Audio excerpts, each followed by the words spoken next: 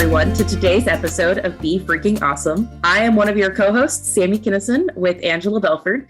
Today, we are joined by our friend Greg Murray, who sort of grew up with, I did. I guess, Angela, you didn't really grow up with Greg, but so to speak. We're going to be talking a little bit about belonging today and a couple of other things. But Greg, why don't you take a moment, introduce yourself, let everybody know who you are and what you're up to. Yeah. Well, hey guys, I'm Greg Murray, and I run a company called Human Creative Coaching. We're all about bridging the gap between where you are in life and the life that you'd like to lead. We've got a team of coaches, and our systems and processes are built out of developmental psychology. And guys, I'm so stoked to be here today and excited for our conversation. I love it. Me too. I didn't grow up with Greg, but I feel like I grew up as a mom with Greg's mom because one of Greg's mom's best friends is my mentor. So just always been fellow cheerleaders of the whole scene. So it's so exciting to me to be here and get to have this conversation about belonging today with multiple generations. My perspective from a 50-something and y'all's perspective from almost 30 and just over 30. So I appreciate you taking some time with us today.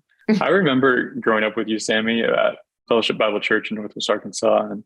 And it does feel like talking to you guys now that I live in Los Angeles, California. I've been here about 7 years or so, just for the listeners. And it already gives me a sense of belonging to see your guys' faces again, because it brings back a lot of great memories from that area. So I love it. I kind of want to start off with a little bit of a basic, how would you define belonging? What does belonging mean to each of you? Well, I'll jump first because I had to go deep into this with the new book that'll be out later this year, where we're talking about the motivational triad. I think I have a whole episode on the motivational triad. At some point, y'all should look it up. Avoid pain, seek pleasure, and be efficient. And I think belonging helps you meet all of those motivations easier. If you want to avoid pain, if you are facing a saber-toothed tiger, it's much better to do that in a tribe. If you're looking for food and pleasure, you definitely need more than one person to get to seek some pleasure. And it is more efficient to work together. So there is some just elemental pieces of that.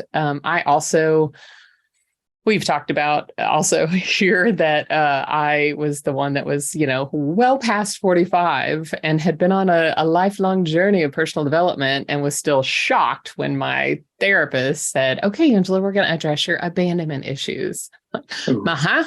What are you talking about? I don't have abandonment issues.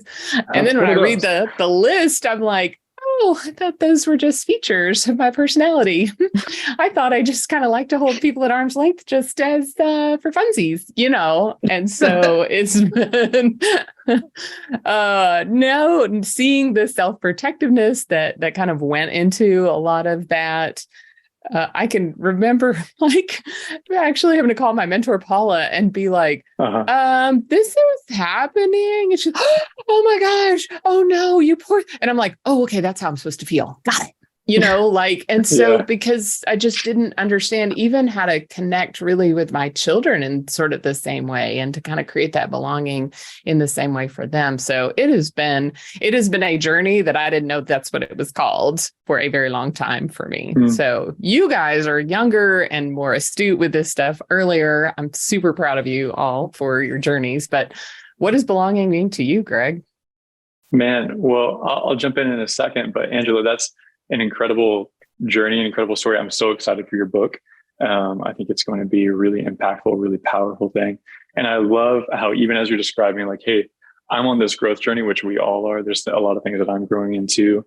I think I tend to be more, while I would love to be secure attachment style, I think I'm more of an avoidant attachment style myself. So I love that you ran to Paula Seals, because Paula is such a big personality and can make you feel comfortable and encourage you in the vulnerable moments. And so you're almost describing hey, I went to my place of belonging in order to figure out how to continue to grow. But for me, how I describe belonging is a sense of being seen and fully known in a place. I think it's this sense of being seen, fully known, and accepted, right? So you feel like, oh, it's okay to be me. It's okay to be scared and afraid. It's okay to be really boisterous and funny, or it's okay if I'm just tired and quiet, but I'm accepted with these people, right? So that's at least just a baseline of where I would start. I think for me, in thinking about belonging, I feel like I almost have different levels of belonging. There are some people that I definitely think fit in that, seen and accepted. And then there are some times where less deep, maybe I'm a shallower version of belonging, is that like we have some type of commonality. So like there's a neighborhood ladies group that I get to hang out with. And while I don't know that everybody sees me and knows me fully, I do feel like I belong to that as a product of existing in my neighborhood. There's weirdly some people who don't engage with the neighborhood ladies group. I think it's weird that they're like, no, I just don't want any part of that. And I was like, why would you not want to belong to the group? Like, that sounds great. People to look out for you and to hang out with. There's different elements or groups that I can belong to as well. But I would clarify that as can be a more shallow version of belonging. Like, I am in this group, I belong to this group, while I still also crave to be seen and known more deeply. Yeah. So I love that. That's a great point. Yeah, because I'm thinking about the people that are part of Harley Davidson riders and a Corvette club, or, they are, just pick an affinity. And even people that mountain bike, they go on rides together, or, you know what I mean? So I think that they can't, that is a really good point, that there are some elements to which it's okay if you understand that that's what you're getting from that group, and that affinity group could become a deeper level. Because Sammy, you were part of a band sorority, and even within that sorority, there's different levels of belonging, right? Right. Like there's some people who I feel connected to just because we were all in the same sorority. And then there are other people that know, there are probably like a handful, like 3 to 5, who have become my lifelong best friends, who know every part of me, the inside, outside, ugly bits, nice bits, whatever. And so I think that it, it can definitely lead to that deeper level of being known and accepted, but it's also like the first step almost. It can be a first step in finding belonging if you don't feel like you belong, is finding a group that you have something in common with, versus just like, going up to a stranger at the grocery store and being like, hi, do you need a new friend? I'd like a new friend. It might be weird. Yeah, you could do that, but TBD on how people would react to that, but probably have more likelihood if you were in like a mountain bike group, a book club, whatever it is, to connect and engage deeper in that way. Wait a minute. I think we talked about that on the friendship episode. I think we did. This is just going to be the index of previous episodes. But I think that's a really good point there's different levels of friendships, right? You've got your acquaintances, you've got your close friends, and you've got your like medium close friends, and you've got the people that you see once a year. But you always have like a pickup conversation. It feels like you never lost connection. You both have just been really busy or whatever it is. So that's a good point, Sammy, on like, hey, how deep does my belonging or sense of belonging go in this space?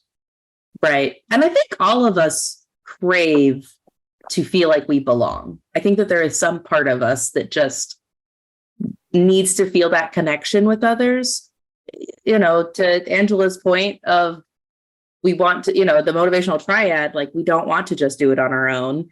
I do think your answer, Angela, to just tease it a little bit, it's pretty left brain to say like, oh yes, we seek belonging because we seek efficiency and avoiding pain and these things. You're like also there's an emotional connection as well, not just meeting a physical need.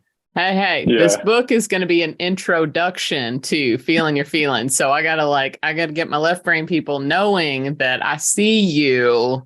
I see that when these people say feel your feelings, that you don't know what the crap they're talking about. So that is the perspective that I'm taking. Like, not only do you see them, in a lot of cases, you are them.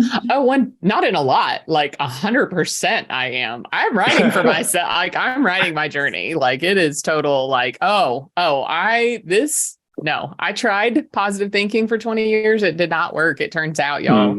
And I tried doing it on my own and being independent and all those things. It turns out that we actually do need other people.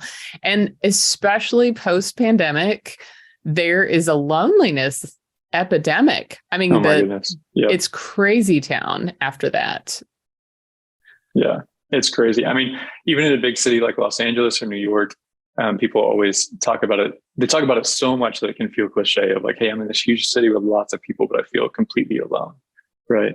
And Sammy, to your point, Dr. Jeffrey Cohen from Stanford, I don't know if you guys have read some of this stuff, but he's a social psychologist.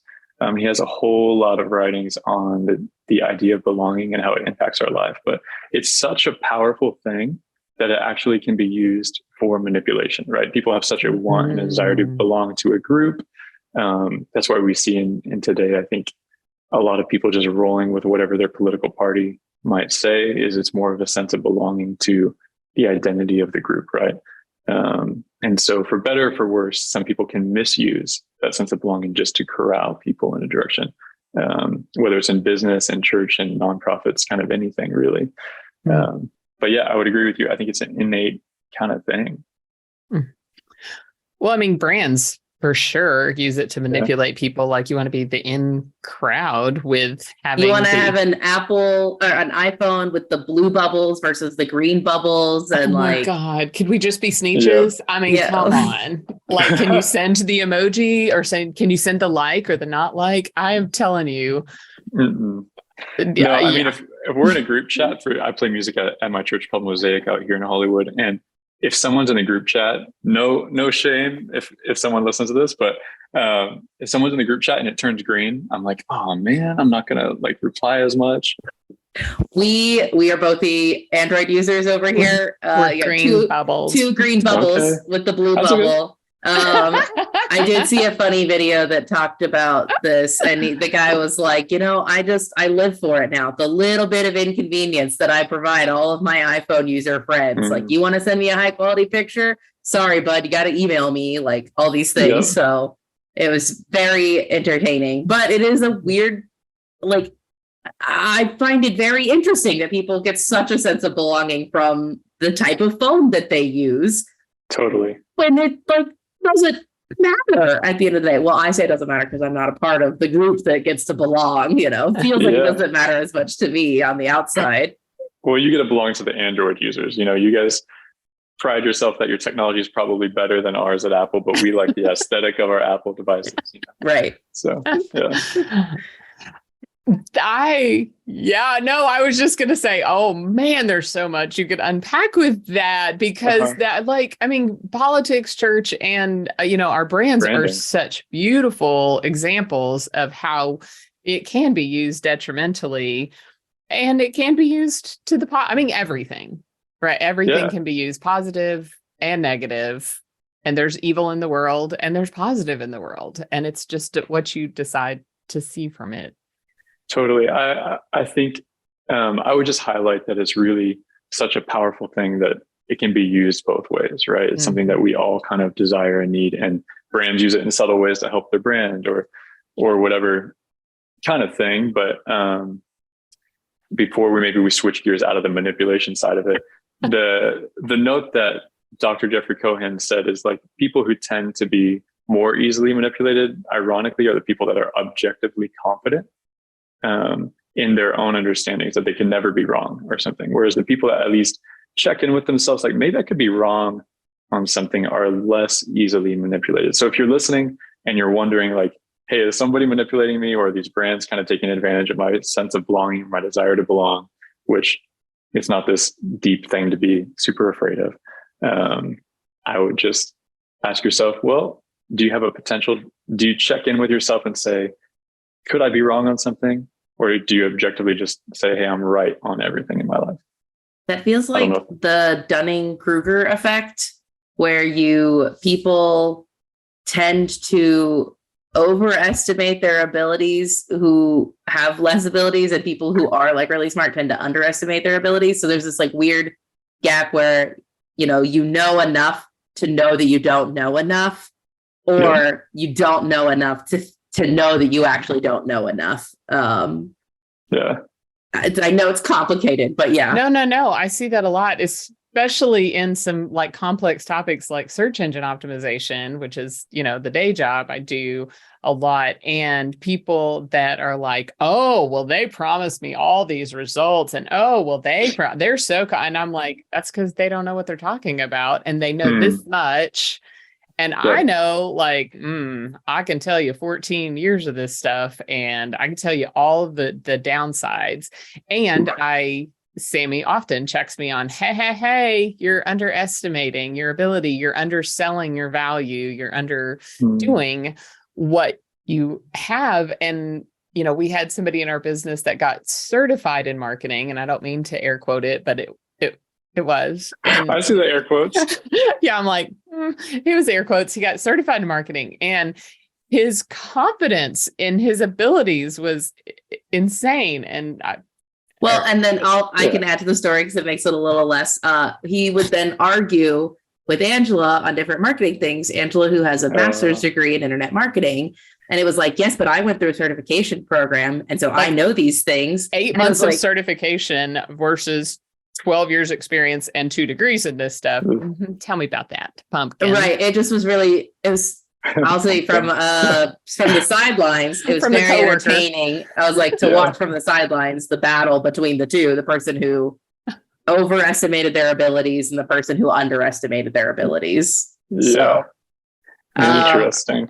Yeah, it is interesting. And we've finally figured out that he's better at sales because we like it. His overconfidence sells really well. Yeah. And then I come in behind and delivers and on that confidence. Yeah. So, it just took us a while and a few arguments, and we're back to that. And we got way off on that. No. That brings up a great point. I mean, there's people that I talk to all the time that run businesses, right? And you're trying to find like, okay, I've got this person on my team or in my organization, but it's not really working where they're at. And so rather than just kind of like having an exiting conversation, right, try to figure out maybe what are their strengths, what are their weaknesses, and maybe they're just not in a position to utilize their strengths properly, right? Or maybe there's more learning that needs to happen or something. But if we're talking about how to unlock untapped potential, that sense of belonging and letting them know that like, okay, hey, we both get that you're not maybe in the right spot. You belong here if you want to be here, and we can figure out a place where you do fit.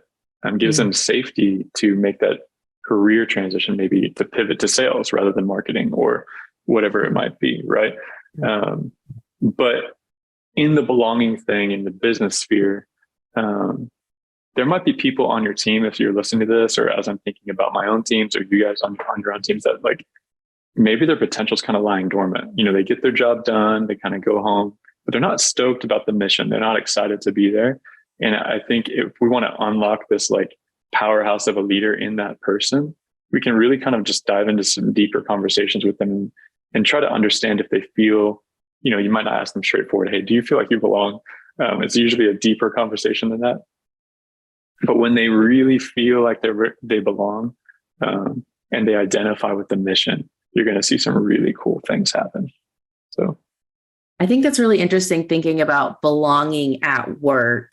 Yeah. Because a lot of times, well, in previous jobs, besides the one I'm in right now where I work with my family, I really did a lot to put separation between work and personal life. And it was like, I don't have to belong here. I just need to work here. And whereas now that's significantly harder to do in a family owned business with your, mom and dad and brother and everybody running around. But just if I could interject for a moment, I think the boundaries piece is super important. And don't throw your boundaries to the wind. Having that personal, professional boundary wherever each person kind of has their own line is a very healthy thing. Boundaries allow gardens to grow without the critters coming in and eating it all up. So, Sammy, I think each person, especially if you're listening, keep your boundaries. I'm not saying get rid of your boundaries, but just like Sammy said, there's different tiers of belonging. Figure out where that tier of belonging for you is at work and what that should look like for your employees. If you don't feel like you belong at work, or Angela, did you have a different thought you wanted to jump in? I wanted you to finish your thought on how you address the belonging issue at work. Yeah. If you don't feel like you belong at work, what should you do? Or maybe you're the manager who wants to improve belonging, or you're a person who doesn't feel like you belong. Thoughts, anyone? I love it. I can say something, but Angela, did you have? No, jump, go. Yeah, I mean, I think there's 1,000 different ways to do this, and I think that's why I love creativity. Right? There's no one way to create a sense of belonging. Right? There are some things that are more helpful, and some things that are less helpful. Right? Mm-hmm. I mean, in an age where a lot of people are working remote, it's a little bit more challenging than creating a space where they can have like the water cooler conversation, or the microwave conversation during lunch, or however that would happen for you. So it takes a lot of intentionality from managers now. You have to create that space, right? And so when you create that space, that could look like once a month, maybe you rally your team and you do a little highlight thing of like, hey, what are you guys? I want the 10 of you to kind of go through, say what's been motivating you, say what's been exciting you this week, where are you getting inspiration from? Hey, we want to give out a couple like hurrahs for these people that did a great job on XYZ. So you start to create this sense of like identification, we're on the same page, those kinds of things. If you do have a team that lives in proximity, you could go out and play golf together. You could do some like little excursions outside of work. Those kinds of things. You could do like a team trivia moment, just like doesn't have to be an hour-long thing. You could even do a team trivia for like 15 minutes and then everybody's back to their work, Mm-hmm. When I worked outside the Belford group for a while, I had a managers team meeting every week, and we had to share a high and a low. And as we went around to kind of open the meeting, and I was like, your high doesn't have to be work related. Your win, I think it was win. So what was your win and what was your challenge? Was kind of how we said it. I think since then somebody's done the high low. But anyway, and so I was like, I'm telling you that when my kids were little bitty, a shower was a win.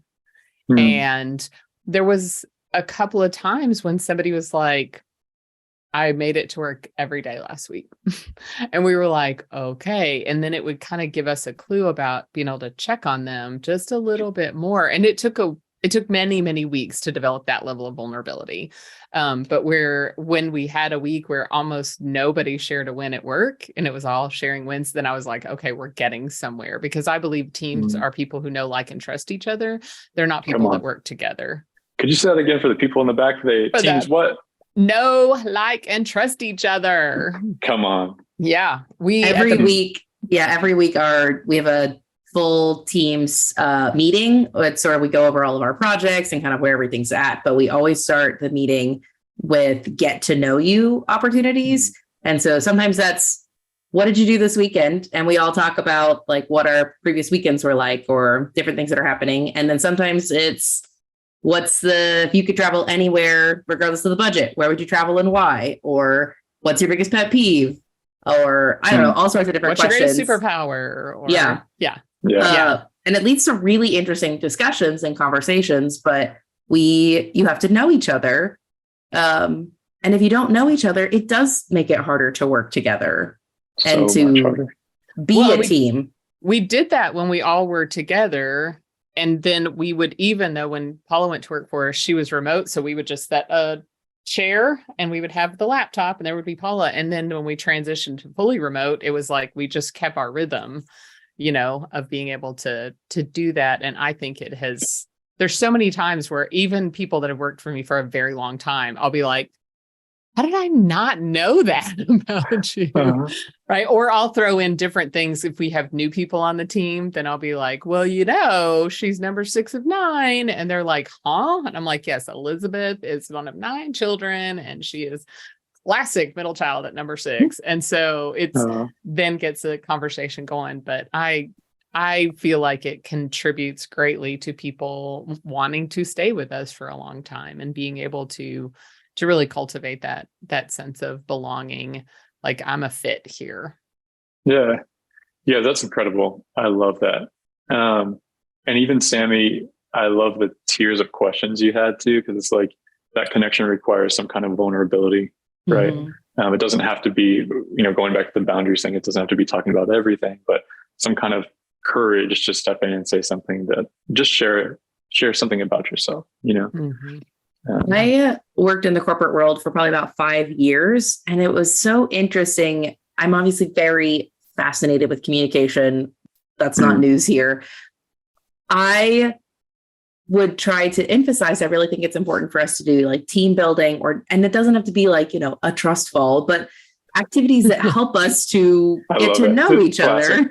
Right. Yeah. That's what everybody thinks of when they think of team building, is like, still have a bruise on the back of my head from my last. Let's go do the ropes course. But there is something about building the team. And it was interesting how much I had to fight within the corporate world that this is an important part of working together, is having a social relationship with each other. And I remember having to like make my case and defend why it mattered that we have a meeting. They'd be like, well, these meetings are dumb. Doesn't even matter. And it's like, but you got to know somebody a little bit better. You got to hear about their problem that they're facing at work. You got to talk about these things collectively. Yes, I know we can have too many meetings at times, but also you can go to few meetings, and then it really hinders the ability to work together as a team. Mm-hmm. If that's a goal that you have. Which it was a goal. It was a written goal on our like annual plan. And I was like, obviously this is important to focus on, but you guys don't realize these are the steps to get there. So anyway. Yeah, and sometimes that conversation is challenging because people don't see the return on their investment of it, right? Like if you're in the business sense or business mode, you're trying to just run forward as fast as you can towards your goals and absolutely crush them, right?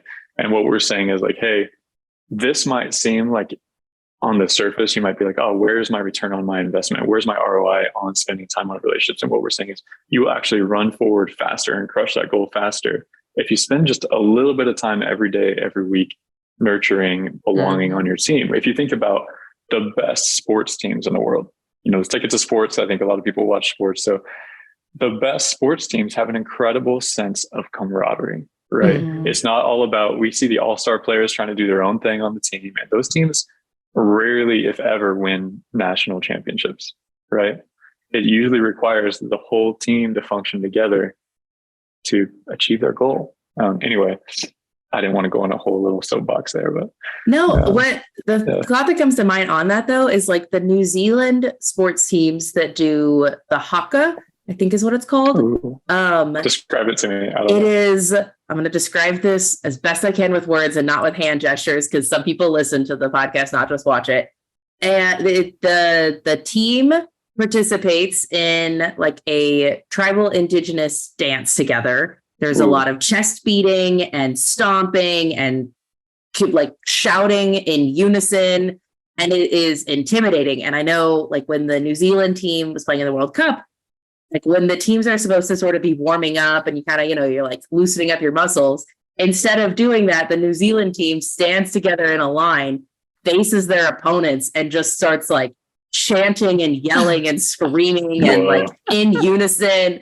And you're like, what the heck is happening? Like, what is going on? Like, it's intimidating to watch, but that's sort of the point also. I imagine that like participating in something like that, it is like, I don't know, like almost like a ritual together. It's a thing to bring you together into this moment, even though if you're watching it, you're not a part of it. You're like, man, that seems kind of odd, but being in it can be really powerful to bring you together, even if it's just, rhythmically chanting and beating your chest together.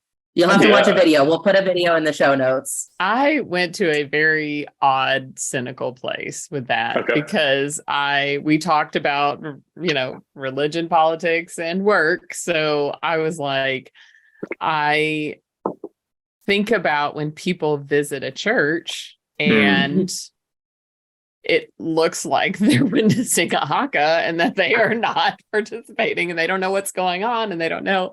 Anyway, so that's what I like. I went to this really bizarre place of like, and we want to make sure that we don't make people feel, we can't make people feel anything, but right. Like just how do we make sure there's a welcoming, accessible environment that feels like we don't have a rule book that other people do. Maybe that. Yeah. Oh, no, I'm just letting my brain think about Angela's question for a second, because it is like we can't control other people. We don't want to try to people please or that kind of thing, but we can set an environment that sets a tone, right? Yeah. A welcoming or unwelcoming or a strange tone or like this is culturally familiar to the context that I live in, right? Mm-hmm. Anyway, Yeah. I don't have a closing thought on that. It's just me I thinking out don't loud. either. So it's just sort of where I'm I at. found a chart that talks about belonging. This was actually put together by an organization called Ties Center that helps Okay. students with and children with cognitive disabilities grow in their education and like social emotional learning and different things like that. Wow. I think that this chart also applies to everybody, really. It has 10 elements that contribute to belonging. 10 is a lot to list off when you're listening, so I'm going to go kind of slow. But it's, and all of these, it says they are pieces of belonging, not necessarily like an order, but it is being present, invited, welcomed, known, accepted, involved, supported, heard, befriended, and needed. I'll share the link for sure in the show notes. It's going to be a good long show notes day, which is good. That's incredible. But when we talked about a welcoming environment, that was one of the elements of helping facilitate belonging. Do people feel welcome? Do they feel invited? That's something I think that can be a big deterrent. Like I know, especially like in high school, it was like, oh, those people went and hung out together and I wasn't invited to go hang out. That can really hinder your sense of belonging. That moment. Yes. When you find out later, and I'm sure it's even worse now that social media is so pervasive. Like it was a thing in high school, but like it was just barely a thing when I was in high school. Now it's social like, media was just a thing. You're saying. Yes. Social media was just barely a thing. Now I can't imagine like being able to see somebody's Snapchat that they're hanging out together right in this exact moment. You're not finding out days later. But being invited and being a person who invites others, I think can be a really great way to facilitate belonging. So anyway, several of those pieces I felt like were, there's so much to any of them. We could talk a long time about those. Yeah. Well, what I really like that you just mentioned, and it gets me thinking in a lot of different ways so I'm 31, right? I live in Los Angeles, California, and it's a very transient city, right? People are actors, people are artists, musicians, all these kinds of things. They're always traveling for their work, or they're here for a couple of years and they move, or people move here for their dreams and they do work out kind of, but then they're like, you know what? I got married. Now I'm going to have a family, change my career. I'm going to move to Orange County or Santa Barbara or something, and just far enough to where they're outside of my cultural context. And so, Sammy, when you mentioned just a second ago, like, hey, what can I do to build community? There's always going to be those groups where you're like a little excluded, or you kind of fit, but you kind of don't, it's like just a different tier. And I think part of it is accepting like, okay, that's the tier of my belonging in this group, but how do I cultivate my own A team, so to speak, my own close people, right? So moving out of the business conversation to very much a personal conversation. I think it can, one, be a really big challenge, but two, I personally try to cultivate that around interests I already have. I think it's really easy, so much easier to build friendships if you're both interested in boxing, or you're both interested in music or surfing, or it could be 1,000 different things, right? So I try to see it more as like, okay, if I'm running in my lane, the things I genuinely care about, I'm going to meet people that are running with me. And we can start to build some kind of relationship out of that. And maybe that means like, hey, every other week I'm going to have a little cookout at my place and just invite some people over. Maybe that looks like, man, what are you doing after boxing class? Or what are you doing? Let's grab a cup of coffee. It doesn't have to be the deepest, longest thing ever. But just try to naturally start to cultivate it. It's kind of like, I don't know if you have a house plant or a garden, these things take time. It's not an overnight thing, but. I do want to address kind of when you say that's a little bit hard.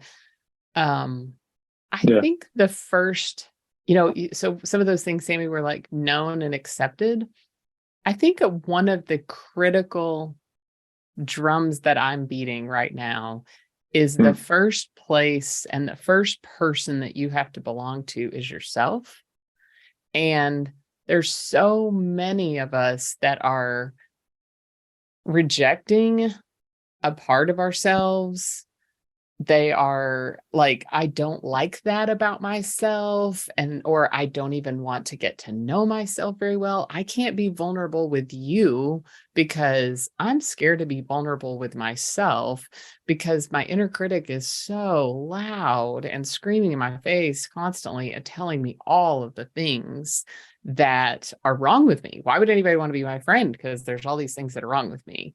And so, sort of a little bit in the same way of like when you were saying, like finding people that are kind of in the same space, I think some of the time, if you'll just have the tiniest bit of courage to talk to someone else, you'll find that other people also have a very loud inner critic. And it really can be something that you can connect with people if you can have just a little bit of courage. But the other thing is that with the inner critic, I think when I've worked with clients and they're like, oh, that voice, I'm just going to kick them to the curb. I'm just going to tell them to get out of my head. And I'm like, it doesn't work. That inner critic has kept you safe. I wish it worked that way. Your whole life, they've kept you safe. And so I say, like, move them out of the board chair position. They need to be a board member. And you can say, let me hear from you, but I don't want to hear a lot from you. Okay, that's adorable. Yes. Oh, look, you're trying to keep me safe. Thank you. That's so sweet. And I'm going to do this anyway because I hate being lonely. And so I'm going to hear what you say. Yes, it's scary. And I'm going to do it anyway. Right now, I don't have anybody hanging out with me. If I ask somebody and they say no, I still don't have anybody hanging out with me. So calm down, inner critic. We're just going to give this a try. I love that, Angela. I have used that strategy of like moving somebody out of the board chair in addressing a lot of my issues with anxiety. And that in my head, my whole world is built on metaphors, really. Everything is just a big metaphor. And so the image in my head is the boardroom. I could tell you what the color of the walls are in the boardroom in my head and what the table looks like. And I sit at the head of the table, and my anxiety does sit at my right hand. It has been somebody who has been there with me for a much longer time than I've ever acknowledged. And they've kept me safe in a lot of situations. And I don't want them driving the ship anymore. Like, I am going to choose to listen to somebody else at the table. And so that choice, it's a practice. I do want to say, like, within me having done this, this is probably like a 6 or 7 year long journey of separating myself from the anxiety chair at the table. And I keep coming back to it. So like Greg was saying, a garden takes time and houseplants take time, but it is also really beautiful in the end. And I think that being able to work with yourself, it can really help you.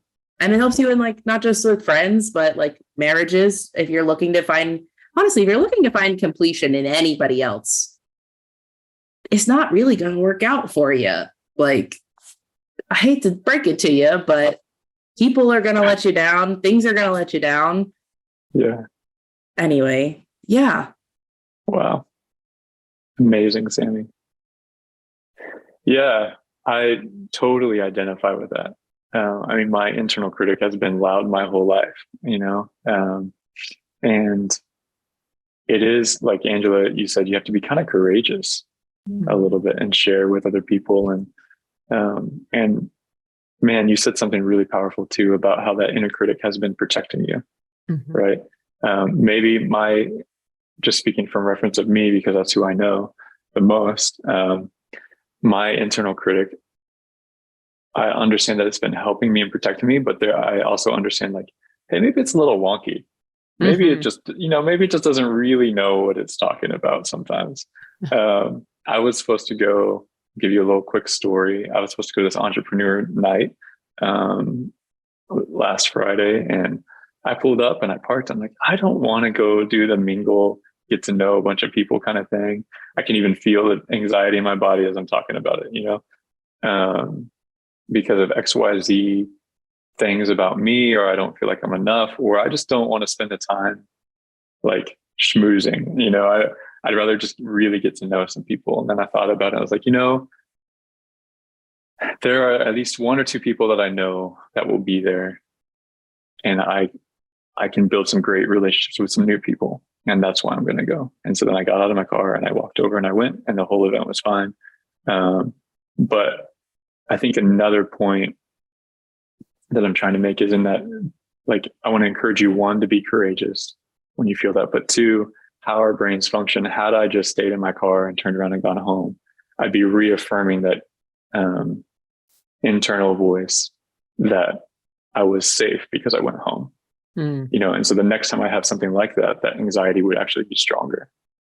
And so for me to just walk in the doors, see that I'm okay, experience it, go home and be fine, kind of lowers that anxiety over time. So the next time I have a scenario like that, it's not quite as anxiety inducing.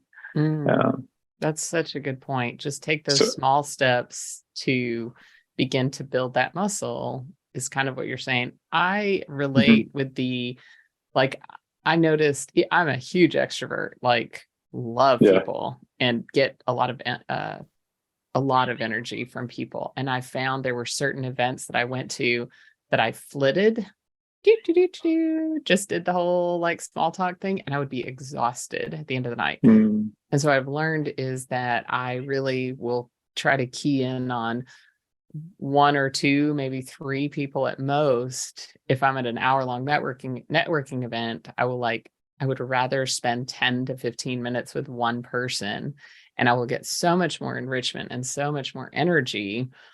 And I, in my business brain, meet everybody, meet as many people. And, it's funny because then you'll walk up to somebody and you'll be like, I want to get to know you. And they'll be like, oh, I need to meet the next person. And you're just like, okay, cool. You are not the person I'm going to go deep with.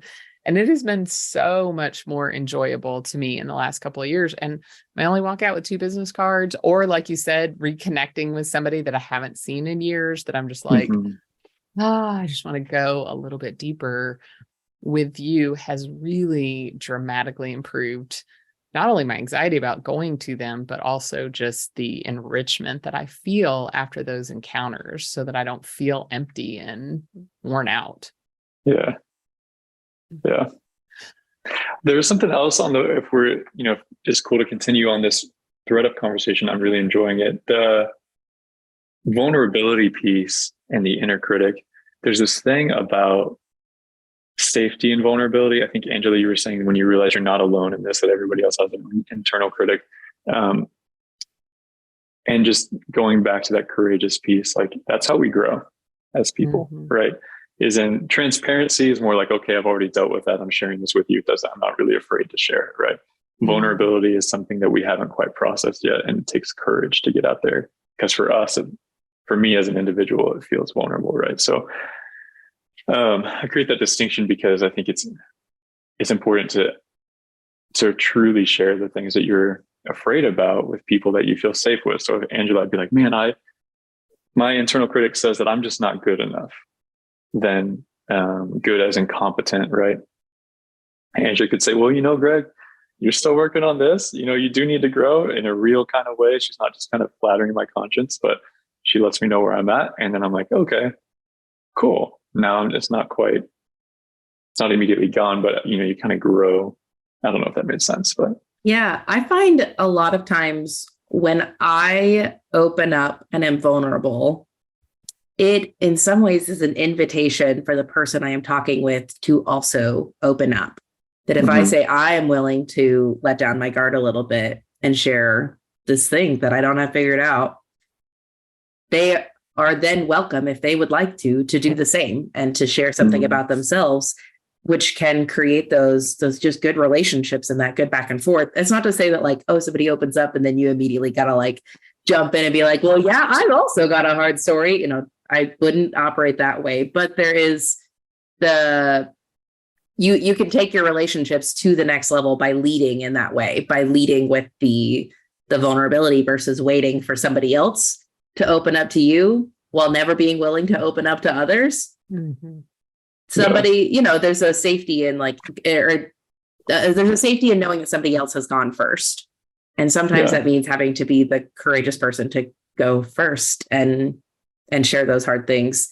The thing that you said about the difference between transparency and vulnerability. Yes. Angela, this is making me think about you for a long time and sharing your story versus not sharing your story. Now you're very open with your past and where you've been. But like when I was in school and growing up, you were not.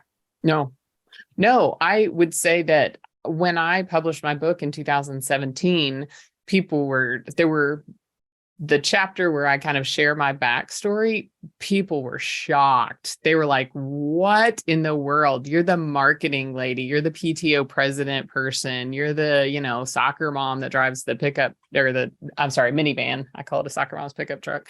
Anyway, drive the minivan and the carpool and all those things. And and you run a business and you help people make money. You're this marketing person. You can't have been homeless.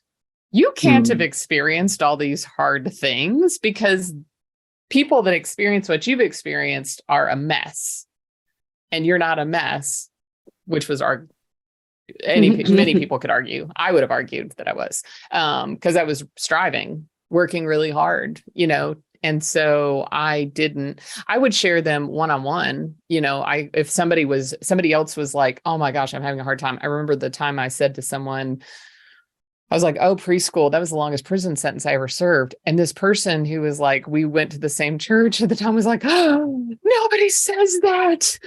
Everybody acts like it's the most glorious thing to be a stay-home mommy, and I just can't take them. And I'm like, I hated it. No, my husband looked at me and said, I promise you daycare is cheaper than therapy. And I was like, so, because that's not how I'm wired up, especially now. I laugh because I, number one, didn't have a prefrontal cortex that was very fully formed. And number two, had not gone very far in my journey of healing. So I certainly couldn't gentle parent the way I see my daughter modeling. But anyway, so yeah, I would say I love the distinction between the difference between transparency, which is saying, here's the hard thing that I have experienced.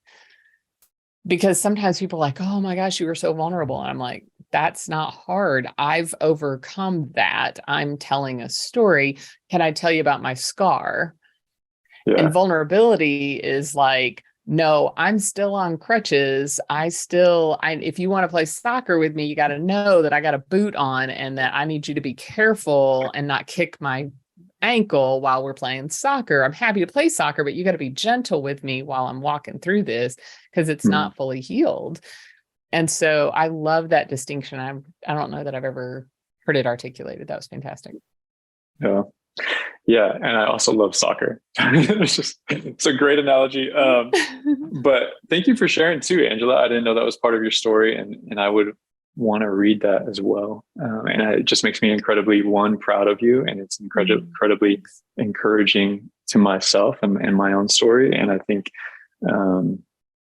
it's also very inspirational. You're doing it, you're crushing it. Life looks totally different, this stage of everything. But what would you like to leave us with, Greg? What I'd like to leave you with, man, there's 1,000 things. I feel like we could talk forever, you guys. It's really tough, but what I would say is, I got to think about this one for a second. I mean, it doesn't have to be something deep or something crazy. I think just at a baseline, like, are you connecting with people? Take it a personal assessment, see who your closest people are. And then if you see like, hey, this is an area I can grow in, I want to encourage you to grow in connecting with people in different spheres of your life. And if you're already crushing it, then kudos to you. I don't know if there's nothing super deep, but just be courageous in connecting with people. That's what I would say. Greg, thanks so much for joining our conversation today. It's been really fun to chat with you. If people are listening and they want to connect with you more, connect more with coaching, or just follow along on your journey, how can they do so? Yeah, well, first of all, it's been great to connect with you guys, and I hope you have an incredible rest of your day. If you want to connect with me or Human Creative Coaching, it's really simple. Just go to humancreativecoaching.com. You can create your own little profile on there, or you can follow us on social media at Human Creative Coaching. Awesome. Well, thank you so much. And thanks everybody for listening in on our conversation. If you are not already getting our emails, you can head over to our website, befreakingawesome.com. That's the letter B, just B, freakingawesome.com. And you can kind of get those emails and just learn a little bit more about the behind the scenes, extra thoughts from us on these episodes, different things like that. For now, we hope you guys have a great rest of your day and go be freaking awesome. Woo! Come on.